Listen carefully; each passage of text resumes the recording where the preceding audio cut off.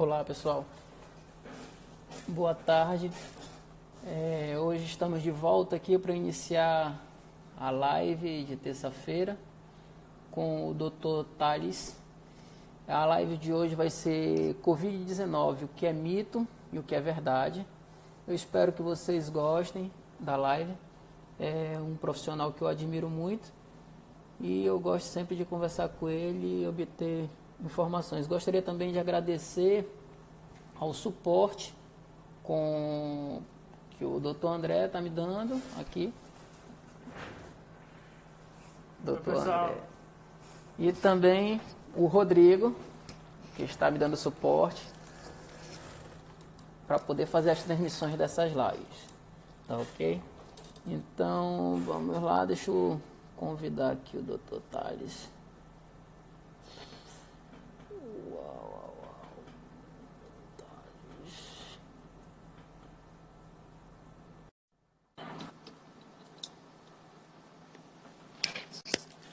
Tudo bem, Leandro? Tudo ótimo, Dr. Thales. Obrigado por ter aceitado o convite da nossa live aí. Eu espero que consegui contribuir com o pessoal, conseguir tirar várias dúvidas. Passei esses dias todinho, desde sábado que eu fiz a postagem, muitas pessoas mandaram direct pro direct da CardioFit e eu pedi para as pessoas mandarem perguntas, mas muitas das mensagens que passaram para mim foi elogiando o seu trabalho. Fico muito feliz em saber que as pessoas estão bem satisfeitas com o resultado do trabalho. Depois eu vou te mandar alguns prints de algumas mensagens que mandaram. Eu acho que seria interessante. E isso aí vai vendo o resultado e o feedback que estamos tendo do trabalho, coisa desse tipo. Eu, pelo menos, eu gosto quando eu tenho um feedback positivo do que eu estou fazendo. É o que faz valer a pena, né, Leandro? Isso é o que faz valer a pena aí todos os estudos e os esforços que estamos fazendo para tentar levar uma melhor qualidade de vida para as pessoas, né? Então, antes de começar, só para esclarecer, o Dr. Thales, bem antes do Covid, é claro, a gente já vem fazendo alguns trabalhos junto, ele passa sempre alguns pacientes dele para a CardioFit. Nós ficamos sempre bem felizes quando ele lembra e envia paciente para a gente. Isso já deve ter o quê? Uns 2 anos, Dr. Thales? Mais ou menos, né? Mais ou menos 2 anos. Então, já pegamos vários casos de pacientes pós-procedimentos cardíacos. Então, nós ficamos muito felizes e alegres de você estar aqui conosco. Então, a gente vai falar um pouco sobre Covid e tem algumas perguntas que já foram formuladas, já separamos de alguns ouvintes, inclusive, que já estão no ar, eu já vi algumas das pessoas. Por exemplo, uma primeira perguntinha, desculpa antes, para o senhor se apresentar, doutor Thales, já estão me dando um suporte aqui, olha, nem pediu para o cara se apresentar, tu já vai metendo pergunta nele. Tanta coisa para conversar, né? É tanta coisa em tão pouco tempo, né? Olha, Leandro, é um prazer estar aqui, eu fico muito lisonjeado com todas as suas palavras. Para quem não me conhece, meu nome é Thales Esper, eu sou cardiologista e faço hemodinâmica também, e tenho clínica médica, e tenho me dedicado nos últimos 60 dias de forma mais pronunciada ao estudo da Covid, né? É um aprendizado diário. A gente aprende as duras penas, né? Porque quando você não tem tempo para aprender, os conhecimentos eles vão chegando a conta-gotas, porque é natural, ciência se faz assim. Não dá para apressar a ciência. E a gente que está à frente dos pacientes fica buscando as respostas. Então, muito obrigado pelo convite, eu me sinto lisonjeado. O que eu puder responder, eu responderei com o maior prazer. O que eu não puder, problema nenhum de dizer não sei, vou estudar e retorno com a resposta. Ok, então o primeiro questionamento aqui, uma das perguntas é do Natan. Ele perguntou aqui, existe algum acometimento específico no coração causado pelo Covid-19? Natan, existem algumas formas de se atingir o coração pelo Covid. Como alguns tipos de vírus, o Covid também inflama o músculo do coração, dando um quadro que a gente chama de miocardite. E isso acontece em pacientes de qualquer idade, de qualquer natureza. A chance disso acontecer é bem pequena, o risco é menor que 5%, mas acontece. E quando inflama, a chance do músculo não voltar ao normal e o coração ficar inchado e um pouquinho fraco é grande.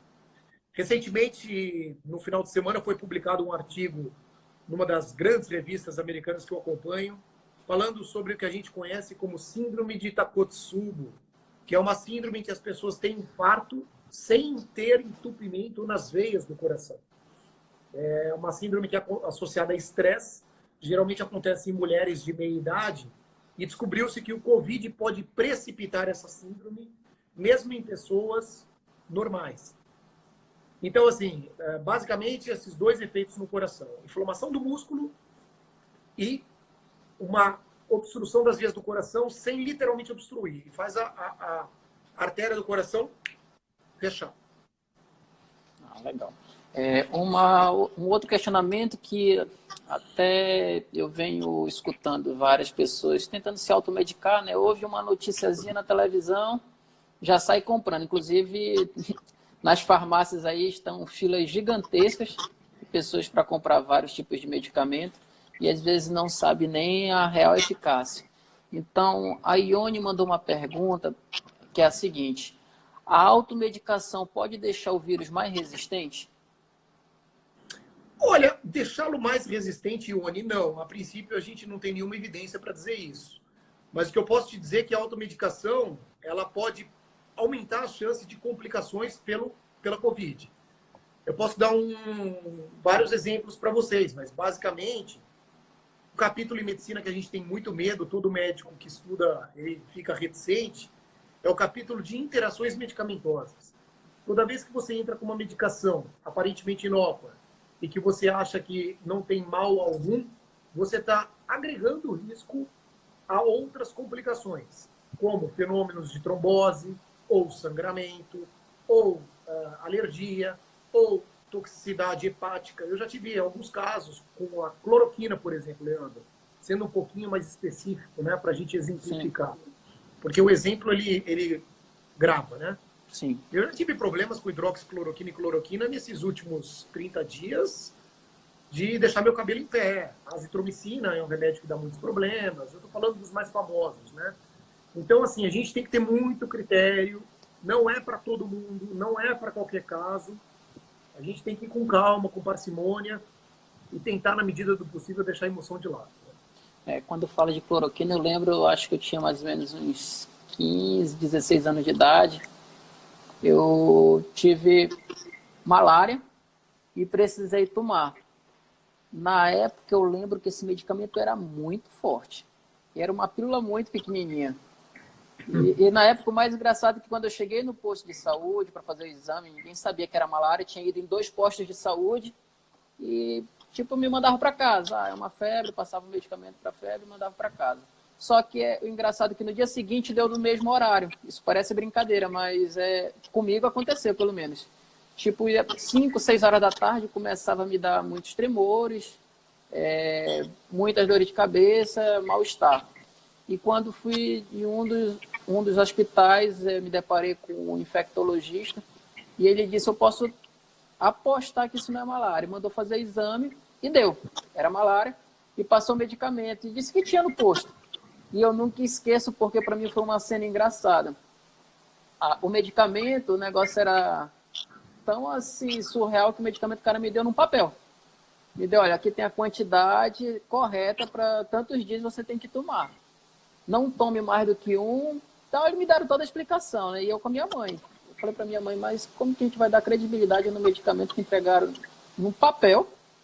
Tipo, parecia papel de embrulhar pão e X quantidade do medicamento. Quando eu tomei no segundo dia, segundo, terceiro dia já estava me sentindo bem melhor, mas era perceptível que o medicamento era muito forte. Então, imagina as pessoas também se automedicando aí, às vezes, em vez de ajudar, acaba se prejudicando, né? E aí tem uma outra questão, Leandro, desculpa te cortar, mas tem uma outra questão aí, que é uma questão de você pensar no próximo, né? Se você está estocando remédio na sua casa, sem critério pelo menos técnico, está faltando para alguém. Então, assim, nós temos muitos pacientes, todo mundo que trabalha com clínica médica hoje, tem muitos pacientes que têm lúpus, que têm artrite reumatoide, que têm malária. Nós vivemos aqui em Manaus, uma região endêmica. Sim. Então, você vai tirar de outras pessoas que têm um real e comprovado benefício para usar de forma empírica ou para estocar em casa, eu acho que isso vai muito de empatia também, sabe? As pessoas, o brasileiro, Leandro, ele precisa ter um pouquinho mais de consciência coletiva. A gente não pode pensar só na gente. A gente vive em comunidade. Não vai ter remédio para todo mundo. Precisa ter para quem realmente tem necessidade. Se não, gente, não existiria médico. As pessoas iriam à farmácia e poderiam comprar qualquer remédio aí mesmo. Então, assim, eu peço encarecidamente um pouquinho de... que as pessoas tenham um pouquinho de calma e tenham um pouquinho de senso coletivo. Porque como você teve malária, hoje a gente continua tendo pessoas com malária. Então, a gente precisa deixar para quem realmente importa. Olha, eu tenho muitos pacientes que me falam que tem muitos remédios estocados em casa. O duro é que vai acabar esse pico maior da crise, nós vamos superar e a pessoa vai fazer o que com esse remédio? Jogar fora? É verdade. Duro, né? Nós estamos vivenciando isso dentro da CardioFit com alguns materiais de uso contínuo do nosso espaço para atendimento. Um exemplo é o oxímetro. Nós comprávamos oxímetro de São Paulo por 50, 60 reais. Hoje, o pessoal quer vender o mesmo equipamento por 300 reais. Nós não encontramos no mercado. E, na verdade, nós estamos aqui para tentar salvar as pessoas, né? Não é para ficar usando de forma aleatória. Então, por exemplo, sorte que cada um profissional tem o seu. Mas como a gente tem uma rotatividade no nosso tratamento, que é uma média de 5 pessoas por horário, então tem situação que a pessoa que tem na admissão tem que ter 5 lá também. Então, nós tínhamos que ter 10 aparelhos e a gente só tem, tipo, 6 aparelhos. Então, acaba que vai atrasando o serviço, vai atrasando o trabalho e gera dificuldade até no próprio atendimento, né? Leandro, é importante salientar em cima do que você está dizendo que a mortalidade cardiovascular ela é infinitamente maior do que a mortalidade por Covid. O que eu quero dizer é que se os seus pacientes, os nossos pacientes, não tiverem acesso aos equipamentos adequados, a chance deles morrerem é pelo menos 12 vezes maior do que uma pessoa com Covid. Então, assim, a gente está trocando os pés pelas mãos. Vamos ter um pouquinho de parcimônia, de tranquilidade. É sempre importante a gente manter o centro, manter a razão, né? Essa conscientização, ela é fundamental. Eu sou uma pessoa muito otimista, né, Leandro? Você me conhece, Sim. a Iná me conhece. Vocês sabem que eu sempre vejo o copo meio cheio. Eu acho que a gente sairá dessa crise muito forte, e o brasileiro, principalmente, com uma conscientização maior. Entender que a gente não vive sozinho. Eu acho que a grande mensagem será essa. É uma das coisas que eu falo, em todos os sentidos, né? E minha mãe comentava muito isso comigo. Quando ela começou a usar redes sociais, ela falava muito pra gente. Todo mundo é conectado com todo mundo e as pessoas não percebem isso. Então, só para você ter uma ideia, é um vírus que supõe-se que começou na China, chegou aqui o tanto de pessoas que já alcançaram, por aí você tira o nível de conexão das pessoas de um com o outro. A gente menos percebe, às vezes, por exemplo, eu tenho um contato com você, você vai ter contato com um parente meu que eu nunca imaginei que você fosse falar nos Estados Unidos, por exemplo. Então, todo mundo acaba que um é conectado ao outro e um acaba dependendo do outro indiretamente, né? Perfeito. Por isso que eu acho que o trânsito entre os países ele não vai ser mais tão fácil do jeito que é hoje. Que era, pelo menos, né? Sim, sim, verdade. Aqui uma perguntinha da Ellen. Quem pegou Covid tem chance de pegar novamente? Então, Ellen, boa pergunta, né? Até então havia essa suspeita, porque a gente tinha 111 casos na Coreia do Sul e 2 na província de Wuhan, na China, que haviam tido Covid, exame positivo, exame de SWAB, né? Não um teste rápido. E esses pacientes, eles acabaram se curando. Negativaram o exame, ou seja, não tinha mais vírus no SWAB. E depois de 20, 30 dias, essas pessoas voltaram a positivar o exame, mesmo sem sintomas. Aí os pesquisadores acenderam o alerta, falaram assim, essas pessoas estão se reinfectando, mas descobriu-se recentemente que não. Na verdade, essa repositivação do exame, ela é feita por conta de fragmentos do vírus que ficam ainda presos à mucosa nasal, ou orofaringe, e servem apenas para positivar o exame. Não tem significado nenhum. Então, à luz do que a gente sabe hoje, não se tem nenhum caso de reinfecção no mundo documentado. Tá. Aí outra coisa aqui, que o Davi fez essa pergunta. Uma pessoa que teve Covid e se recuperou ainda pode transmitir o vírus? Depende do tempo, Davi, depende do tempo. A Janete, queria aproveitar a pergunta da Janete também, dizendo que já teve e ela quer saber se existe algum teste para ela confirmar isso. Então, os dois estão na mesma resposta.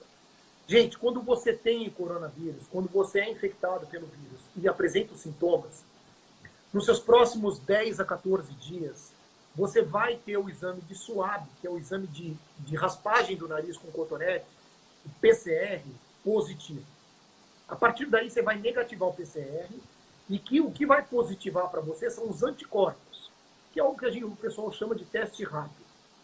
Então, os testes rápidos só servem para quem já tem pelo menos 10 dias dos sintomas e menos de 10 dias o PCR. Então, depende da janela em que você se encontra. Se você está nesses primeiros 10, 14 dias, você pode sim transmitir o vírus. Depois desses 14 dias, não mais. Tá. Aqui tem uma outra perguntinha da Fernanda. Pessoas que usam medicamentos para doenças pré-existentes, se infectadas pelo Covid-19, devem interromper ou modificar seus tratamentos?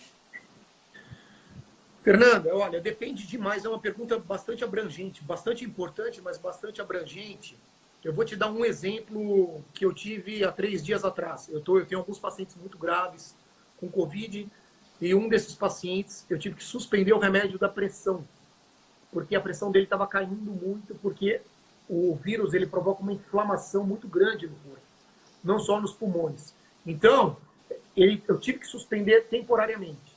48 horas, a gente fez um ataque, ele começou a melhorar, a pressão voltou a subir, eu reiniciei o remédio. Então, depende demais do paciente. Um outro exemplo, paciente diabético que usa comprimido para controlar o diabetes. Se esse paciente evoluir com insuficiência renal, que é uma das complicações da Covid, né? Tem muitos pacientes indo para hemodiálise, ele precisa suspender esses remédios e entrar com insulina. Então, assim, é uma pergunta muito abrangente. A gente poderia falar disso aqui o dia inteiro. Depende de caso a caso. Para te responder de forma mais sucinta, a melhor forma é consultar o seu médico. Legal. Tem uma outra perguntinha aqui do Natan, de novo, Natan fazendo outra pergunta.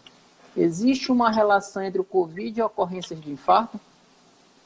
Existe. A Covid, Natan, ela provoca uma inflamação, como eu disse há pouco, uma inflamação não só no músculo do coração, como também nas artérias do coração, favorecendo fenômenos como trombose. Eu não tenho número para te dizer ainda. Eu ainda não sei qual é o risco disso acontecer, qual é a chance nem a mortalidade, porque não deu tempo ainda da gente ter uma casuística grande o suficiente para estabelecer isso como conexão. Mas existe sim uma suspeita muito forte de que isso possa acontecer. Agora, o que existe de mais importante, né, aproveitando o assunto, Leandro, é que as pessoas estão morrendo de infarto em casa com medo de ir ao hospital.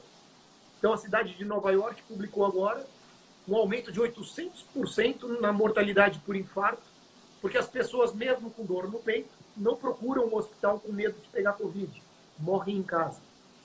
E o infarto é uma das doenças em que você tem um tempo hábil para trabalhar. Depois disso, não adianta mais. Então, você precisa ir ao hospital sempre que julgar necessário. Desde que você vá com máscara, desde que você evite, mantenha um distanciamento até do médico, e que você use álcool gel e água com sabão com frequência, sem levar a mão à faca. Uma das coisas que vale ressaltar essa situação de paciente, pessoas em isolamento. A próxima live, só para você ter uma ideia, vai ser com uma psicóloga, que eu estou muito preocupado com as pessoas, como estão me procurando, a forma que estão fazendo as abordagens. Tem pessoas que estão tendo os sintomas sem ter o problema. sem estar infectado. Pessoas sentindo falta de ar, dor no corpo, a parte psicológica está muito abalada de muitas pessoas, e tem pessoas que se influenciam muito com o que assistem na TV, né? Total. Então isso aí tem me assustado bastante por isso. Ia ser uma outra live com outro profissional, mas eu preferi adiantar porque eu estou preocupado. E uma das coisas que um amigo salientou comigo após a live anterior, que eu tive uma conversa pessoal com ele, ele falou: Leandro, uma das coisas quando a pessoa é presidiária, por exemplo, qual é a punição dessa pessoa? Ela ficar isolada do resto da comunidade do presídio. Então, essa pessoa é um dos maiores sacrifícios que ela tem, é ficar só. E está acontecendo isso com muitas pessoas, principalmente com os idosos. Tem muitos idosos, os filhos estão com medo de passar o problema para os pais, então avós, e acaba que eles estão se sentindo isolados. Eles não estão enxergando dessa forma, que a pessoa está tentando protegê-los. Então, aí alguns deles não têm acesso às redes sociais, a esses meios de comunicação, acaba só tendo a televisão e fica tudo muito mais complicado, né? Eu vou te confessar uma coisa, Leandro. Eu, que tenho saído de casa apenas para atender esses pacientes pontuais, né? Eu só estou atendendo paciente grave. Pacientes leves, eu atendo por telemedicina, né? Mas, assim, eu que tenho saído exclusivamente para atender essas pessoas, eu tenho evitado ao máximo bombardear minha cabeça em momentos livres com notícias ruins. Então, uma das coisas que eu faço e que eu adotei há uma semana é evitar a televisão, evitar esses noticiários que só agregam problemas além da pandemia. Então, problemas de ordem política, problemas de outras ordens, que não me fazem bem. A gente já está sobrecarregado. Então, eu me dei o direito eu preciso estar com uma cabeça boa para passar energia para outras pessoas que estão mais vulneráveis. Então, eu me preservo. Eu vou ler, eu vou jogar videogame, eu vou estudar, eu vou acesso outras revistas para poder ver o que está acontecendo no mundo. Agora a gente está diante aí do que vai acontecer na Europa, né? Está reabrindo. Então, para a gente isso é muito importante, dia a dia, acompanhar Itália e França, principalmente. Itália, França e Espanha. Então, assim, tem muitas coisas que a gente precisa se preocupar, mas substanciais. O que não faz bem, Leandro, isso é uma coisa que é um lema de vida que eu sempre tive. Eu evito. Aqui bora voltar aqui, a perguntinha da Leide Cardoso. O agravamento dos sintomas em pacientes hipertensos pode levar à ocorrência de AVC? Pode. Pode. Mas a questão é a seguinte: pode numa fase inicial. Tá? Numa fase inicial. Por dois motivos. Um aumento exacerbado da pressão arterial por conta da afecção, né? A pessoa ela fica mal, ela fica doente mesmo, prostrada, com febre e tal. Isso pode aumentar a pressão arterial de forma exponencial. Ou por fenômenos trombóticos, tromboembólicos, que a gente chama, que é a formação de alguns coágulos nas veias do corpo que podem ir para o cérebro e dar um AVC. Então, existem essas duas formas de AVC. Tá. A outra perguntinha aqui foi do Leandro Salam. Quais os efeitos colaterais do uso da hidroxicloroquina em pacientes normais e em pacientes cardiopatas? Olha, a hidroxicloroquina ela pode causar muitos problemas. Nos cardiopatas, basicamente, ela pode causar, o mais importante, são arritmias que matam. Então, assim, todo paciente que vai usar hidroxicloroquina, obrigatoriamente, ele tem que ter uma avaliação do cardiologista.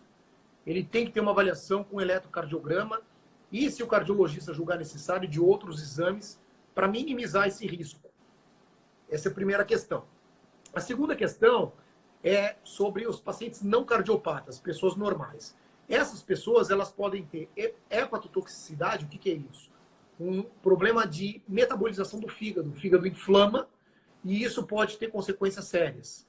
E pode também ter arritmias malignas, mas que é muito menos comum do que nos cardiopatas. Além disso, perda da visão, problemas na tireoide e problemas de pele também, erupções cutâneas que podem provocar lesões são muito penosas, né? Doloridas e que podem, principalmente quando a exposição muito ao sol, que podem causar lesões graves na pele. Então, assim, não é uma medicação que dá para todo mundo usar e tranquilo e não tem problema algum, né? Tem uma aqui, novamente, da Janete Belchior. Doutor, passei por uma cirurgia de CA de intestino, que segundo a biópsia constatou a remoção total e não precisarei fazer químio. Somente acompanhar com o exame. Pergunto, sou do grupo de risco? Janete, para te responder melhor, eu queria que você informasse para a gente há quanto tempo você teve esse diagnóstico, foi feita essa cirurgia de extração. Mas, teoricamente, você não é do grupo de risco porque você não é imunodeprimida. Você não fez quimioterapia. Então, se você foi tratada, foi curada, teoricamente não. A Janete deve ter aproximadamente um mês que ela fez essa cirurgia. A Janete foi minha paciente de uma cirurgia de joelho e hoje virou uma amiga e sempre que posso estou trocando contato com ela e ela falou para mim agora há pouco tempo, tem mais ou menos um mês que ela fez essa cirurgia. E é atleta, né? Como a maior parte dos nossos pacientes acaba virando familiar, né, Leandro? Sim. A Janete é uma dessas, se tornou uma grande amiga. Isso é gostoso demais. Olha, então assim, não, um mês já o pós-operatório já foi cumprido, teoricamente não. E sendo atleta, mais ainda, porque a tua capacidade vital pulmonar, ou seja, o quanto você tolera de adversidades em afecções pulmonares é maior do que uma pessoa, por exemplo, sedentária, fora do peso, né? Por exemplo, a gente viu que os obesos estão morrendo mais que as pessoas não obesas, né, Leandro? Sim. A gente está acompanhando de perto. Olha que maravilha. Vale a pena ressaltar que o paciente obeso, ele tem uma restrição pulmonar muito maior do que o paciente não obeso, né? Eles já têm áreas de hipoventilação, principalmente nos lobos inferiores, que são as áreas de maior superfície de troca gasosa, e esses pacientes, então, eles têm uma reserva pulmonar diminuída. Então, é importante a gente entender que, por outro lado, o atleta é o contrário, tem uma reserva aumentada. Tem uma perguntinha aqui da Beth Farias.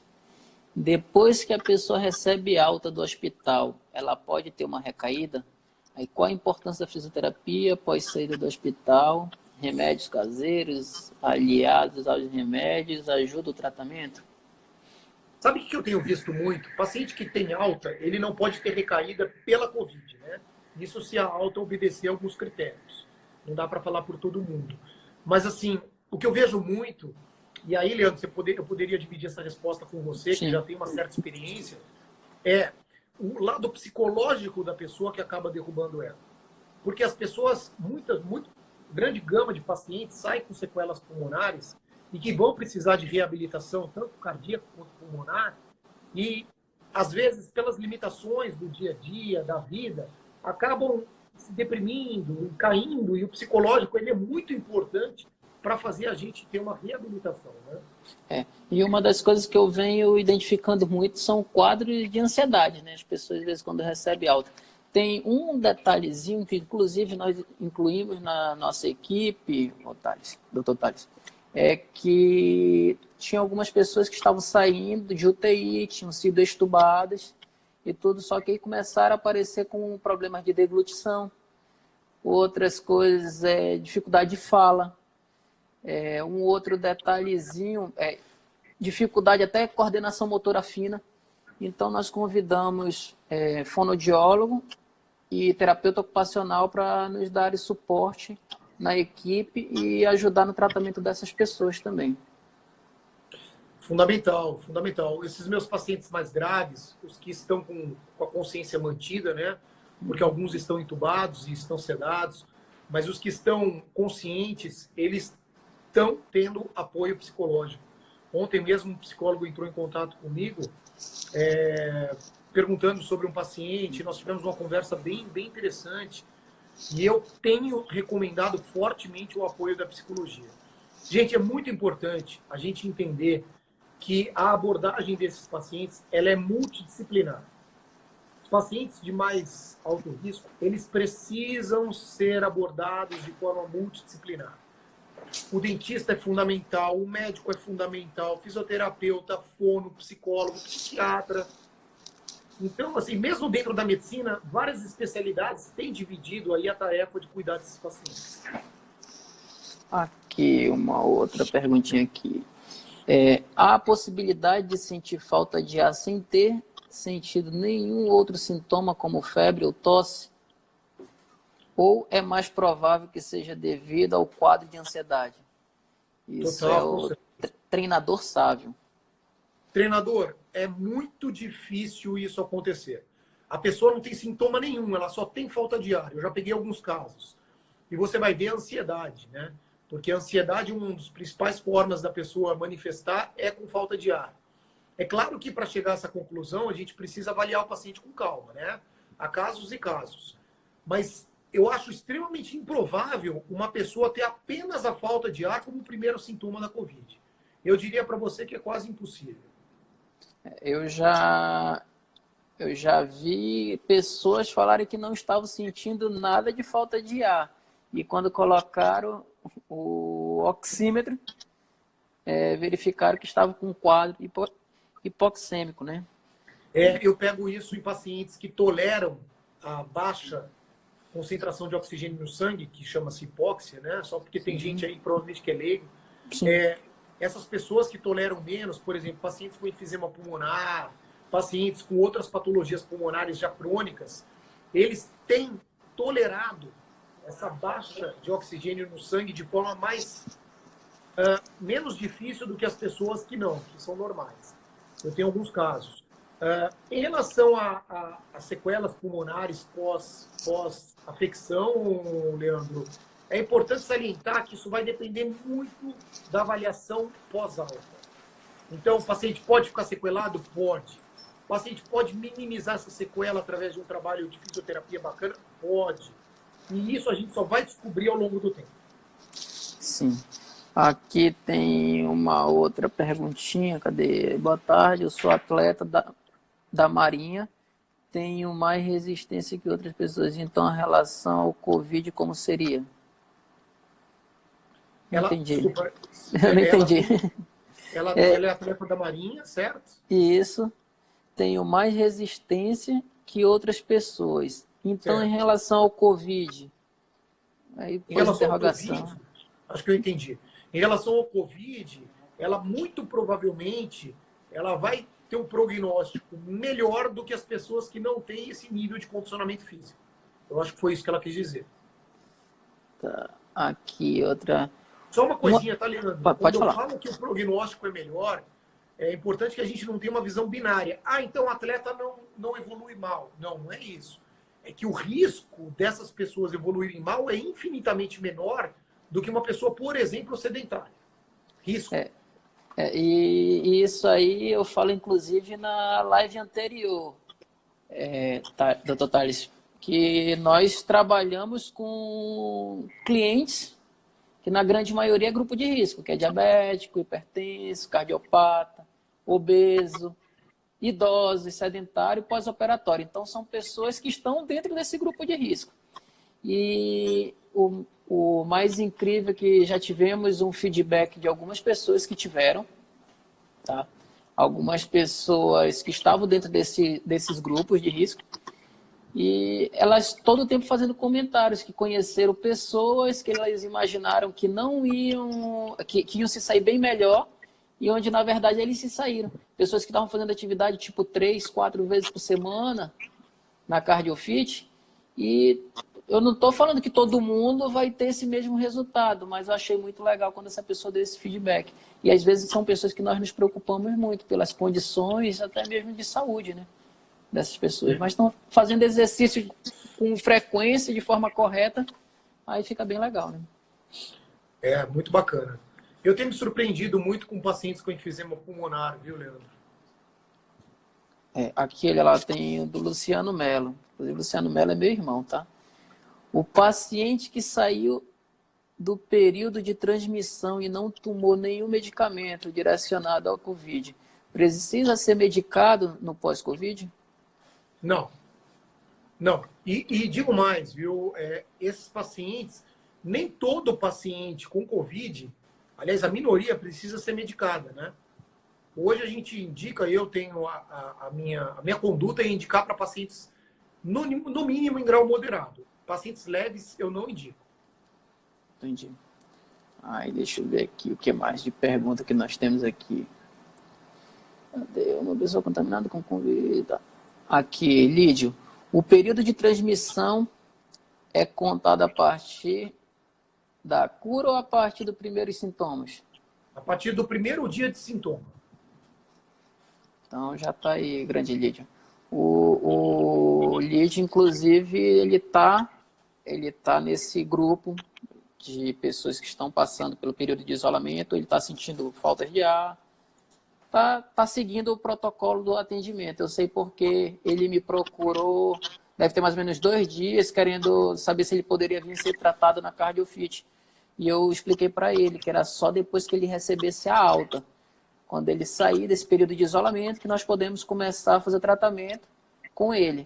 Que ele falou que acredita que vai ficar com déficit, com falta de ar, ao término do processo aí de isolamento.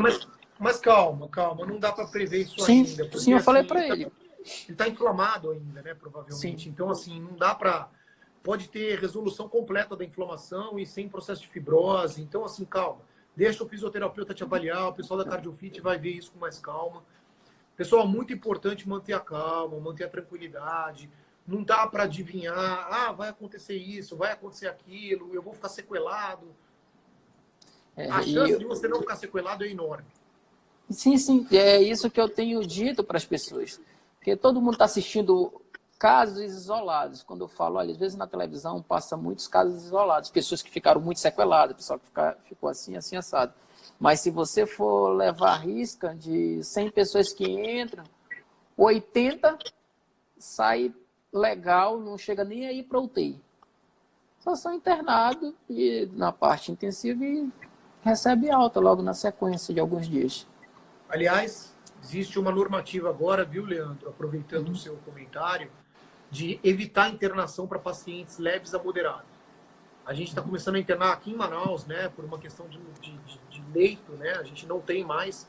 Estamos evitando internar pacientes que não tenham alguma gravidade. Aqui o Andrade fez uma pergunta. Andrade, agora há pouco ele respondeu. Depois dos 14 dias de quarentena, se a pessoa contaminada pelo vírus continua transmitindo a doença? Não. A grande taxa de infecção é na primeira semana, gente. E isso vai caindo com o tempo, vai caindo ao longo dos dias subsequentes, né? Aqui a Ellen fez uma pergunta. O exame para detectar o Covid é 100% confiável? Não. Aí eu te pergunto, o que é 100% na vida? Nenhum exame, quase nenhum exame em medicina, alguns são, é 100%. Principalmente exames de sorologia, exames de PCR, existe uma porcentagem de erro grande. No caso do Covid, depende demais de que dia você está fazendo o exame e qual exame você está fazendo. Então, o índice de falso negativo, ou seja, o exame deu normal, mas a pessoa tem Covid, pode chegar a 30%. Entendi. Aqui, olha, alto, né? o Luciano fez um comentáriozinho lá. Eu sou aluno da CardioFit e sou paciente do Dr. Tales. E me saí bem, não tive nenhum problema grave. Ô, Luciano, fico muito feliz mesmo. Parabéns para você, até breve. Tá, aqui. Cadê? Deixa eu ver aqui. Existe uma relação entre o Covid, aqui já foi, ocorrência de infarto, isso daqui. Leandro, tentando te ajudar aqui, porque é muita gente Pode falar. comentando. Existe, a Márcia pergunta, existe uma ordem de sintomas? Ouvi dizer que o primeiro sintoma é a falta de olfato e paladar, é verdade? Márcia, não acredite nisso. Não acredite nisso pelo seguinte, você vai ficar bitolada nisso e daqui a pouco quem vai começar a sentir falta de olfato e paladar é você. O que eu sugiro? O que eu te oriento. Os sintomas iniciais, geralmente, eles são sintomas de gripe. Então, queda de estado geral, aquela moleza, aquela fadiga, febre, pode ter tosse, pode ter dor no corpo. E a falta de olfato e paladar, ou ela vem simultaneamente, ou ela vem na sequência desses sintomas.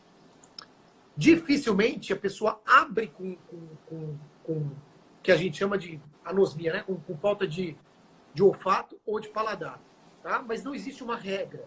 Eu tenho pacientes nos dois lados. Pacientes que começaram assim, do jeito que você descreve, e pacientes que tiveram falta de olfato e paladar só no final.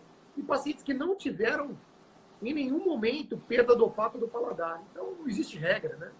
Eu queria que tivesse, seria mais fácil para a gente. Olha aqui, a dona Antônia Franco. Doutora Antônia Franco é uma grande bióloga e é a diretora lá do INPA. Ela fez uma pergunta aqui para a gente. Será que existe alguma relação com uma... Cadê? Desculpa, aqui está faltando a vista aqui. Será que existe alguma relação com uma reação mais grave da doença em indivíduos, mesmo com morbidade devido à carga viral que o indivíduo recebeu durante o processo de transmissão? Doutora Antônia, tudo bem? Essa é uma paciente querida, ela e o marido são pacientes muito queridos. Olha, o que a gente sabe é que quanto mais grave o acometimento, a manifestação clínica da pessoa, mais alta é a carga viral. E mais forte ela fica protegida de novos quadros. O sistema imunológico reage proporcionalmente ao tamanho da carga viral. Por isso que numa terapia que tem se feito eu ia falar do INPA, fugiu, da Fiocruz, uma terapia, um estudo que tem se feito, tem pegado os pacientes muito graves que saem da doença, colhido o sangue, centrifugado, tirado o plasma, porque a concentração de anticorpos dessas pessoas é muito maior do que pessoas que tiveram um caso leve. Agora, estabelecer uma relação direta e reta entre carga viral e mortalidade ainda é cedo. Tudo leva a crer que sim, mas ainda é cedo, né? Aqui, a Leide Cardoso. A miocardite pode ser desenvolvida durante o tratamento da Covid? Pode. Pode. Geralmente, a inflamação, a miocardite, que é a inflamação do músculo do coração, ela acontece em vigência da infecção. Então, muito provavelmente, nos primeiros 14 dias. O problema é que, às vezes, a pessoa só descobre isso meses depois. Porque, na medida em que o músculo do coração vai inflamando, ele vai lentamente ou rapidamente, isso varia de pessoa para pessoa, dando sintomas que vão fazer a pessoa procurar ajuda e descobrir. Antes da Covid, a gente tem um vírus chamado Coxsackie, né? Que é o principal vírus relacionado à miocardite. Eu tenho muitos pacientes que vão descobrir que tiveram miocardite comigo no consultório 6 meses depois de ter tido. Então, essa janela ela é muito relativa de pessoa para pessoa. Aqui uma outra pergunta da Ana Amélia. Qual o tempo que o vírus fica no organismo que possa contaminar o outro? Então, Ana Amélia, isso geralmente acontece nas 2 primeiras semanas após o primeiro sintoma. As pessoas estão muito preocupadas com isso, né? Sim. Percebo que essa pergunta ela é repetida, né? Aqui uma outra. No caso, todo paciente apresenta falta de ar ou não? A Leilane que está perguntando. Leilane Mica. Não, Leilane, graças a Deus. Graças a Deus, não. Na verdade, a minoria dos pacientes apresenta falta de ar. A falta de ar é um sintoma de gravidade, né? Então, geralmente, ela vem associada à internação. Claro, com uma avaliação com outros exames, a avaliação clínica é muito importante. Mas a falta de ar é um sintoma de gravidade, via de regra. Se ela é decorrente da Covid. Porque, como a gente falou no começo da live, eu não sei se você estava, mas eu vou repetir, não tem problema. Os pacientes que apresentam falta de ar, nem todos têm falta de ar por conta da Covid. O próprio Leandro tocou nesse assunto. A maioria, esmagadora maioria que eu tenho visto aqui diariamente, é de causa psicossomática. As pessoas estão muito ansiosas. Muito. Aqui uma pergunta do Davi. Quais são as alterações cardiovasculares e pneumológicas encontradas em paciente pós-Covid, que o senhor mais tem encontrado em casa? Você pode repetir, Leandro? Desculpa. Quais são as alterações cardiovasculares e pneumológicas encontradas em pacientes pós-Covid? Bom, pós-Covid, então eu estou imaginando que a pessoa já saiu, né? Já está em casa. Bom, do ponto de vista cardiovascular, Leandro, eu não tenho visto grandes sequelas. Eu acho que vai demorar para eu dar essa resposta, porque a gente vai ter que esperar essas pessoas procurarem os serviços de saúde para ver que foi por Covid. Do ponto de vista pulmonar, eu tenho visto uma reabilitação extremamente lenta, uma recuperação extremamente lenta, e isso exige muito da pessoa. Então, pessoas que passam a ter um comprometimento pulmonar de ter uma quantidade de oxigênio mais baixa no sangue. Porque tem áreas de fibrose, áreas que não funcionam mais no pulmão, e isso faz com que a pessoa tenha uma queda da capacidade vital dela. Então, isso também é outra resposta que a gente vai precisar de tempo para confirmar e para dar, porque nós estamos no meio do surto, né? Porque, na verdade, eu acredito que hoje nós estamos no pico, né? O tal do pico que tanto falava, acho que hoje estamos nessa fase, né? Eu acho que é entre essa semana aqui, e a semana mano, que vem. Né? Isso, essa semana e semana que vem, no pico da pandemia mesmo, que tá em alta. Aqui, a Mo Hipólito, eu gostaria de expor uma situação que aconteceu na minha casa. O meu irmão de 11 anos ficou 3 semanas sem paladar e sem sentir cheiro, mas não teve febre. E eu também senti a mesma coisa por 5 dias. Não tivemos febre. É possível que tínhamos o vírus? Super possível. Inclusive, é impossível que você tenha tido o vírus mesmo sem ter qualquer sintoma. A imensa maioria das pessoas, gente, não sente nada, zero. É que a gente está ficando neurótico, mas assim, a maioria não tem nada, apenas transmitem o vírus. Esse é o sentido da gente fazer o isolamento social. Porque se a gente fizesse isolamento apenas das pessoas com sintomas, se todo mundo fosse ter sintomas, seria muito mais fácil. Mas não. A maioria, as pessoas que mais transmitem, não sentem nada. Como é que você vai saber isso? É difícil, né? Só testando. Então já deu a resposta aqui para o Eduardo, que ele perguntou: uma pessoa que sentiu algum dos sintomas, porém não foi ao médico por receio para saber se contraiu Covid, já se recuperou do mesmo. Se faz necessário posteriormente fazer o exame para saber se teve o Covid? Então, aí aproveitando já para responder para várias pessoas. Se você já teve sintomas, se você já passou a fase subaguda de 14 dias, se já está em casa, ou você tem dúvida se alguma vez você teve, o exame que você tem que fazer é o teste rápido, que é o exame que detecta anticorpo ao Covid, e não o PCR. Aí, se você quiser saber, vale a pena fazer o teste rápido. Aqui, Beth Farias. Desculpa a legalidade. Eu ter tomado recentemente 2 vezes azitromicina me deixa com uma imunidade na média? Aí, cadê? Não. Em não ser contaminada, mas em não vir com tanta força. Ô, Beth, o uso da azitromicina, ele não... eu entendi. O uso da azitromicina, ele não afeta a sua imunidade. A azitromicina é um antibiótico que, basicamente, para bactérias, né? A gente só usa na Covid porque ela inibe a replicação viral, mas ele não afeta o seu sistema imunológico. Ele não deixa você mais suscetível, entendeu? Então não muda nada. Aqui a Nasa Freitas. A pessoa com dor de cabeça e diarreia tem que procurar o SPA?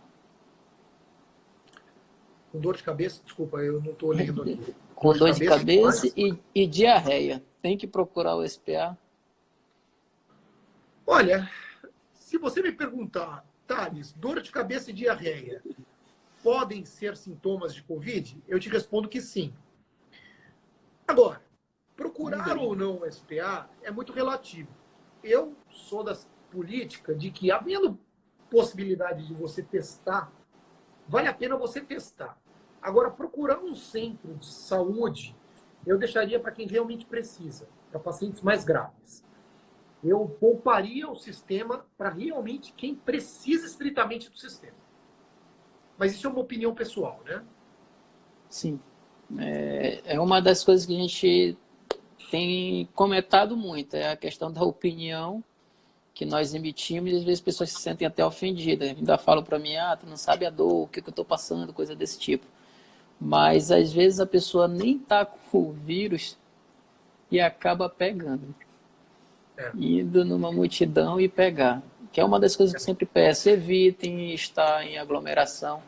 Eu rodo na cidade inteira e vejo muitas pessoas sem máscara. Quando eu vejo na frente das filas de banco, isso aí me deixa tão preocupado, porque às vezes são as pessoas mais vulneráveis. Então tem todo tipo de biotipo, e isso me deixa muito preocupado. As pessoas sem máscara no aglomerado de filas para pegar os benefícios ou coisa desse tipo. E isso nos traz preocupações, porque a gente está no meio, nós sabemos como é que está o sistema de saúde. Às vezes a gente fala, as pessoas pensam que a gente está de brincadeira, que não tem ninguém no hospital, estou ouvindo falar que não tem ninguém, mas não é assim. Não é porque no corredor, na recepção do hospital tem pouca gente, que lá dentro está vazio. A maior preocupação são as UTIs, coisas desse tipo, que estão muito lotadas. Vai ter uma hora que não vai ter mais vaga, inclusive alguns hospitais não tem mais vaga. Se a gente colocar na cabeça que o tempo de internação de um paciente grave, em média, é de 21 dias, você imagina que esse paciente ele fica internado quase um mês no hospital. Se você imaginar que a gente vai aumentando o número de pacientes graves, a gente não vai ter rotação de leito. Então a gente não vai ter como atender essas pessoas daqui a pouco. Me causa muita tristeza, viu, Leandro? Principalmente o que a gente chama de fake news, que são as notícias falsas. Isso me incomoda, principalmente quando chega a mim por grupos de WhatsApp. Eu tenho grupos menores de amigos aqui em Manaus, mesmo de São Paulo. São pessoas que têm mais liberdade, mandam, Thales, isso aqui procede, não procede. Eu confesso que eu já estou ficando cansado, porque assim, é muito legal ver a confiança que a pessoa tem na gente. Mas é tanta coisa, e a maioria das coisas sem pé nem cabeça. Você fala, gente, é muita maldade a pessoa ficar propagando esse tipo de informação, ter criado um meme, um vídeo. Olha, você quer ver eu te dar um exemplo, Leandro, para ficar claro? Rodou aqui em Manaus e rodou em São Paulo também, porque eu recebi dos dois lados, alguns vídeos sobre caixões com pedra dentro. Você lembra disso? Sim. Chegou a ver esses vídeos? Eu vi foto. Aí foram ver, esses caixões nem são de hoje. São de muito tempo atrás, no Centro-Oeste. Quer dizer, gente, é muito importante a gente ter muita convicção do que fala. Senão, a melhor alternativa é o silêncio. Porque uma notícia falsa, ela pode causar mais mal a uma pessoa que a própria Covid. Então, é muito importante a gente só propagar o que a gente tem certeza. Pesquisar, procurar ler, selecionar a fonte de onde vem essa informação. Agora está correndo aqui em Manaus alguns vídeos com pessoas sendo enterradas e estão dizendo no vídeo que não é por Covid e o atestado está como Covid. Olha, eu queria esclarecer uma coisa para vocês. O brasileiro, ele trabalha muito com a teoria da conspiração, né, Leandro? Sim. A declaração de óbito falsa é cadeia. O médico vai preso. Então, a coisa mais difícil do mundo é você falsificar uma declaração de óbito. A declaração de óbito ela tem 3 vias. Cartório, polícia civil e funerária. É muito difícil porque é o registro oficial. Ninguém é enterrado sem declaração de óbito. Então, assim, é mais fácil você acreditar que é teoria da conspiração do que realmente do que procede. Então, eu gostaria de agradecer, falta 4 minutos para terminar. Eu gostaria de agradecer a credibilidade das pessoas que vieram assistir nossa live. Também a CardioFit Manaus, gostaria de agradecer ao Dr. Thales por ter disponibilizado 1 hora para conversar conosco. E eu também gostaria de orientar quem precisar, principalmente de atendimento com cardiologista. É uma das pessoas que eu indico, inclusive é meu cardiologista pessoal. Meu, da minha família, há um bom tempo, né, doutor? Então é uma das pessoas que eu indico. Qualquer coisa, se vocês tiverem interesse, pode ir no Insta dele, então lá da One Clinic, que vocês vão ter mais informações como ser atendido. E eu dou a palavra para o senhor, a gente fazer o fechamento da nossa live. Leandro, muito obrigado mais uma vez. Agradeço a todos vocês da CardioFit Manaus. Uma parceria que tem me dado muitos frutos. Vocês me ajudam demais nos pacientes, na condução desses pacientes que a gente tem na clínica. Eu sou muito grato a vocês pela honra de me propiciar esse espaço. Eu estou à disposição das pessoas, seja pelo Instagram, pelas redes sociais, enfim, em geral. Eu tenho atendido por telemedicina pelo Doctoralia, que é uma plataforma usada para esse fim. E espero em breve, entre segunda quinzena de maio e começo de junho, ainda não tem uma data específica, reabrir a clínica. Eu estou esperando o momento em que o número de internações em Manaus vai fazer o platô para começar a cair. Aí eu vou me programar, porque o parâmetro mais fidedigno para mim nessa história toda é o número de internações. Então, assim, muito obrigado mais uma vez. Eu espero ter ajudado e de novo, estou à disposição de quaisquer pessoas. Obrigado, Thales. Até mais. Até a próxima, né? Eu espero que tenhamos outros. Obrigado, meu amigo. Até mais. Conte comigo. Forte abraço. Forte abraço. Até mais.